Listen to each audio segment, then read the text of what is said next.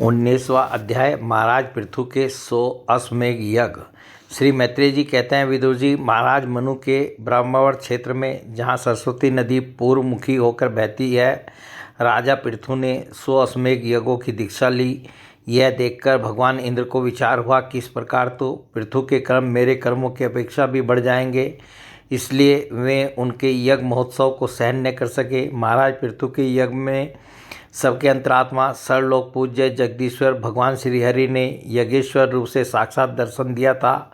उनके साथ ब्रह्मा, रुद्र तथा अपने अपने अनुचरों के सहित लोकपाल गण भी पधारे थे। उस समय गंधर्व, मुनि और अप्सराएं प्रभु की कीर्ति गा रहे थे। सिद्ध, विद्याधर, दैत्य, दानव, यक्ष, सुनंद, नंद आदि भगवान के प्रमुख पार्षद और जो सर्वदा भगवान की सेवा के लिए उत्सुक रहते हैं, वे कपिल, नारद, दत्तात्रेय एवं सनकादि योगेश्वर भी उनके साथ आए थे। भारत उस यज्ञ में यज्ञ सामग्रियों को देने वाली भूमि ने कामधेनु रूप होकर यजमान की सारी कामनाओं को पूर्ण किया था। नदियाँ, दाख और ईख आदि सब प्रकार के रसों को बहा लाती थी तथा जिनसे मधु चूता रहता था। ऐसे बड़े बड़े वृक्ष दूध, दही, अन्न और घृत आदि तरह तरह की सामग्रियाँ समर्पण करते थे। समुद्र बहुत सी रत्न राशियाँ, पर्वत भक्ष्य, चोष्य, भोज्य और लेह्य 4 प्रकार के अन्न तथा लोकपालों के सहित संपूर्ण लोक तरह तरह के उपहार उन्हें समर्पित करते थे। महाराज पृथु तो एकमात्र श्री हरि को ही अपना प्रभु मानते थे। उनकी कृपा से उस यज्ञानुष्ठान में उनका बड़ा उत्कर्ष हुआ, किंतु यह बात देवराज इंद्र को सहन न हुई और उन्होंने उसमें विघ्न डालने की भी चेष्टा की। जिस समय महाराज पृथु अंतिम यज्ञ द्वारा भगवान यज्ञपति की आराधना कर रहे थे, इंद्र ने ईर्ष्यावश गुप्त रूप से उनके यज्ञ का घोड़ा हर लिया। इंद्र ने अपनी रक्षा के लिए कवच रूप से पाखंड वेश धारण कर लिया था, जो अधर्म में धर्म का भ्रम उत्पन्न करने वाला है, जिसका आश्रय लेकर पापी पुरुष भी धर्मात्मा सा जान पड़ता है। इस वेश में वे घोड़े को लिए बड़ी शीघ्रता से आकाश मार्ग से जा रहे थे कि उन पर भगवान अत्रि की दृष्टि पड़ गई। उनके कहने से महाराज पृथु का महारथी पुत्र इंद्र को मारने के लिए उनके पीछे दौड़ा और बड़े क्रोध से बोला, अरे खड़ा रह, खड़ा रह। इंद्र सिर पर जटाजूट और शरीर में भस्म धारण किए हुए थे। उनका ऐसा वेश देखकर पृथु कुमार ने उन्हें मूर्तिमान धर्म समझा, इसलिए उन पर बाण नहीं छोड़ा। जब वह इंद्र पर वार किए बिना ही लौट आया, तब महर्षि अत्रि ने पुनः उसे इंद्र को मारने के लिए आज्ञा दी। वत्स, इस देवताधम इंद्र ने तुम्हारे यज्ञ में विघ्न डाला है, तुम इसे मार डालो।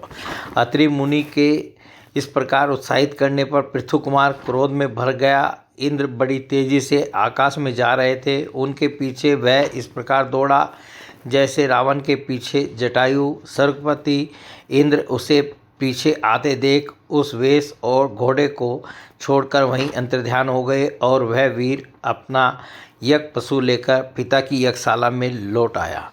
शक्तिशाली विदुर जी, उसके इस अद्भुत पराक्रम को देखकर महर्षियों ने उसका नाम विजितासव रखा। यज्ञ पशु को चपाल और यूप में बांध दिया गया था। शक्तिशाली इंद्र ने घोर अंधकार फैला दिया और उसी में छिपकर वे फिर उस घोड़े को उसकी सोने की जंजीर समेत ले गए। अत्रि मुनि ने फिर उन्हें आकाश में तेजी से जाते दिखा दिया, किंतु उनके पास कपाल और खड़वांग देखकर पृथुपुत्र ने उनके मार्ग में कोई बाधा न डाली। तब अत्रि ने राजकुमारों को फिर उकसाया और उसने गुस्से में भरकर इंद्र को लक्ष्य बनाकर अपना बाण चढ़ाया। यह देखते ही देवराज उस वेश और घोड़े को छोड़कर वहीं अंतर्ध्यान हो गए। वीर विजितासव अपना घोड़ा लेकर पिता की यज्ञशाला में लौट आया। तब से इंद्र के उस निंदित वेश को मंदबुद्धि पुरुषों ने ग्रहण कर लिया। इंद्र ने अश्व हरण की इच्छा से जो जो रूप धारण किए थे, वे पाप के खंड होने के कारण पाखंड कहलाए। यहाँ खंड शब्द चिन्ह का वाचक है। इस प्रकार पृथु के यज्ञ का विध्वंस करने के लिए यज्ञ पशु को चुराते समय इंद्र ने, जिन्हें कई बार ग्रहण करके त्यागा था, उस नग्न रक्तांबर तथा कापालिक आदि पाखंडपूर्ण आचारों में मनुष्य की बुद्धि प्राय मोहित हो जाती है, क्योंकि ये नास्तिक मत देखने में सुंदर हैं और बड़ी बड़ी युक्तियों से अपने पक्ष का समर्थन करते हैं। वास्तव में ये उपधर्म मात्र हैं। लोग भ्रमवश धर्म मानकर इनमें आसक्त हो जाते हैं। इंद्र की इस कुचाल का पता लगने पर परंपराक्रमी महाराज पृथु को बड़ा क्रोध हुआ। उन्होंने अपना धनुष उठाकर उस पर बाण चढ़ाया। उस समय क्रोधावेश के कारण उनकी ओर देखा नहीं जाता था। जब ऋतुजों ने देखा कि ऐसा ही है, पराक्रमी महाराज पृथु इंद्र का वध करने को तैयार हैं, तब उन्हें रोकते हुए कहा, राजन, आप तो बड़े बुद्धिमान हैं। यज्ञ दीक्षा ले लेने पर शास्त्र विहित यज्ञ पशु को छोड़कर और किसी का वध करना उचित नहीं है। इस यज्ञ कार्य में विघ्न डालने वाले आपका शत्रु इंद्र तो आपके सुयश से ही ईर्ष्यावश निस्तेज हो रहा है। हम अमोघ आवाहन मंत्रों द्वारा उसे यहीं बुला लेते हैं और बलात्कार से अग्नि में हवन किए देते हैं।